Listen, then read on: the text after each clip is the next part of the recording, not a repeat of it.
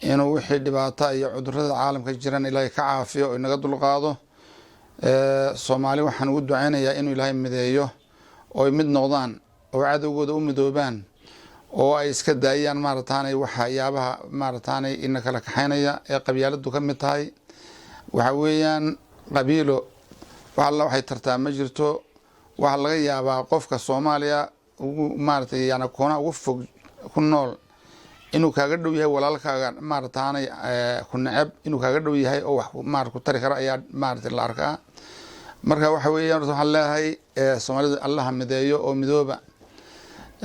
saaka waxaan halkan soo fadhiistay oo aan maarataanay aad iyo aad uga argagaxsanahay shirkii ay ugu yeedheen nimanka gumaystayaasha ee xalna haysta ee ummadda Soomaaliyeed waxay maartay meesha ku gesaaraan iyo waxay ku laayaan iyo waxay ku maartay mu'amaradeeyaanba xalna haysta ee gaalada ah oo shirkii ugu yeedheen madaxweynaha Soomaaliya afasiina ugu yeedheen waxyaabo anan maartay nin safiira oo wadankiisa maartay mathalaya oo safiir la ixtiraamay wuxuuna kula hadlay madaxweynaha ama la soo hor fadhiistay oo hanjabaad iyo cagajuuleyn ay ka buuxdo. waxaan leeyahay horta number 1 oo nuu soo qadimaya madaxweynaha aan jecelahay ee dawladnimada keenay Maxamed Cabdullaahi Farmaajo maartay ayaan leenahay waxaan haysdhiibin kollaba ha isku dhiibin ninkaas. waxa weeyaan ummad xora ayaad hogaaminaysaa oo Soomaali la yiraahdo oo qable oo sankeedan la taabanin ayaad hogaaminaysaa oo dawladnimada maanta u hamuunsan oo u jeelan oo maarataanay aad iyo aad ugu baahan inay madax banaanadaan ayaad hogaaminaysaa. horta nimanka marnaba isku dhiibin. taasi waxa weeyaan kelmadan ku adkeynayo madaxweynaha Farmaajo iyo ra'iisul wasaaraha iyo tiimka la socda ay ka mid yihiin Qoorqoor iyo Guudlaawe iyo Umar Filish iyo ay ka mid yihiin ayaa leeyahay nimayow maanta waa kala tagi labada dariiq gumaysi aan ku noqono oo layna gumaysto iyo dariiq xornimo ah oo ummad noqono walow aban u gaajoono oo dhib kastaba hayna gaadhe. waxaan ugu leeyahay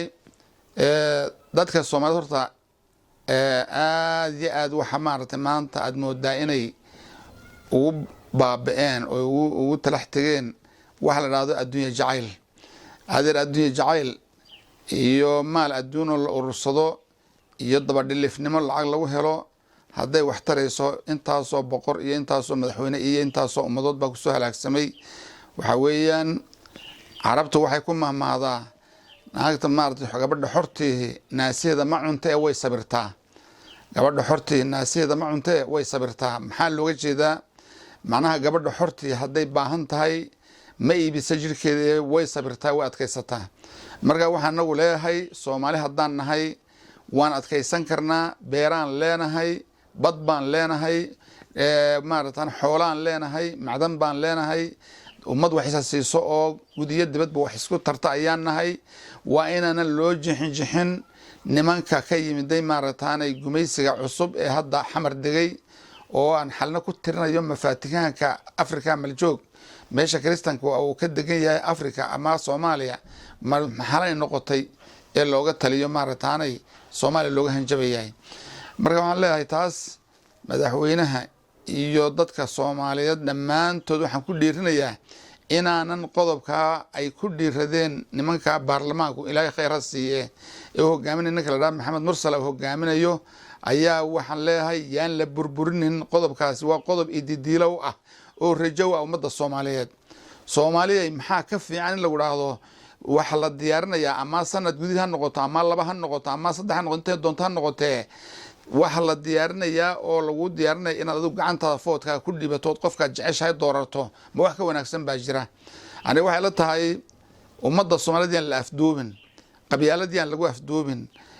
maaratan laaluush maartay ay soo diraan wadamo cadow yahay soo direen yaa lagu laaluushin. bal ninkan miskiinka imka generaalnimadiisii laga xayuubiyay أنا واحد لها لو عليا بنقول لها إنك جنرال لمس وحي صدنا وقلدمه هلو عليا بنقول لها لسه عفيو معايا لي لأن من تركيا أيام العقب وين تصي أو يري 2 مليون بنك سننا 2 مليون أيام سننا markaasuu maaragtay dawani ka maqlay idaacadaha inuu konton kun bay keenan oo kaliya waxa weeyaan horta in ninka darajada lahoo kale ee u dhaartay wadan inuu janannimo ku gaadhay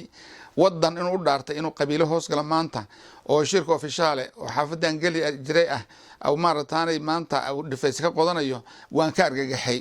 marka waxa weeyaan ummadani ha lagu soo celiyo sharafteedii saraakiishu ha noqdaan saraakiil sharaf leh oo maaragtay sidaan ku arkay dhalinyaro fiican oo dareyska maaragtay gorgor iyo xidhnayd maarataanay haramacad xidhan oo lahayd anagu dareyska waxaan u qaadanay ummad Soomaaliyeed baan u qaadanay qaran baan u qaadanay dawlad baan u qaadanay wadaniyad baan u qaadanay qabiil umaan qaadanay ragana waan dhageystay ilaahay khayraas iyo kuwana ninkana waxaan leeyahay leeyahay maaragtay Saad John la leeyahay waa ilaahay toobadkeenin dhalinyaro aad tahay oo maaragtay wadankuna rajo fiican ku lahaa tahay u soo noqo oo dhifaysadan iska baabi ciidankana halka ka noqo dawladdaadana cafis weydiiso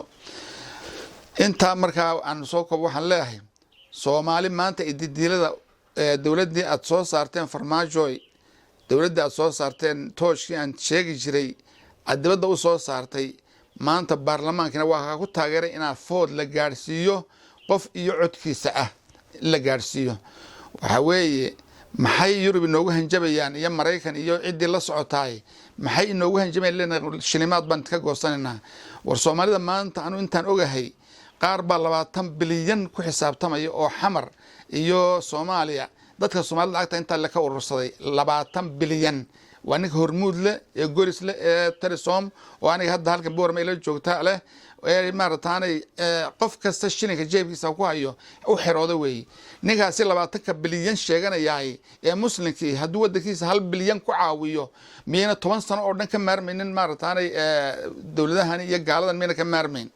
iyaguba maartay shilimaadka ka soo ururiyaan dilooyinkooda iyo ragga dabada uga tagaya waxay ka soo ururiyaan xaaraanta ayay noo keenan xitaa haday waxna siinayaan marka waxaan leeyahay Soomaalidu maanta waxa weeyaan bilyanay ku wada xisaabtamaysaa daabshiil baa kamida ninka maartay hormuud la jimcaal la yiraahdaa kamida waxa kamida in badan oo kale oo maartaan ya bilyan isku xisaabtamaysa waxaan leeyahay nabigeena عليه الصلاة والسلام دولتي أو دسي جهادك مارتي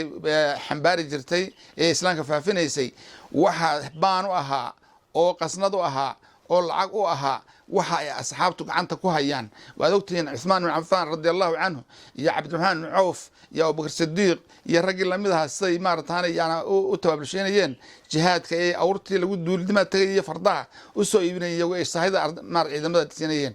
wallahi intan ka cabsano sarwadana waa lagu jiraaye dawladeena han caawino oo lacagtan bilyanska maanta taala Soomaaliya ee weligeed soo marin aan wax ka siino dawladdan wax ka siino oo yaa loogu hajabin yaana maartay shilimaad aan badnayn bal dawladdan oo maartay alwana reer Yurub ayaa waxay ku hanjabaysaa 10 milyan inay oo sii jirtay Soomaaliya inay ka goosanayso 5 milyan inay naga goosanayso subhanallah maxaa wax baan sheegayaa qof kaliya ba 20 bilyan ku haysta maanta Soomaaliya oo maartaan xoolihiisa halkaas marayaan war ilaahay intan ka cabsano waxa weeyaan dawladdan hal la xambaaro xornimada hal la doorto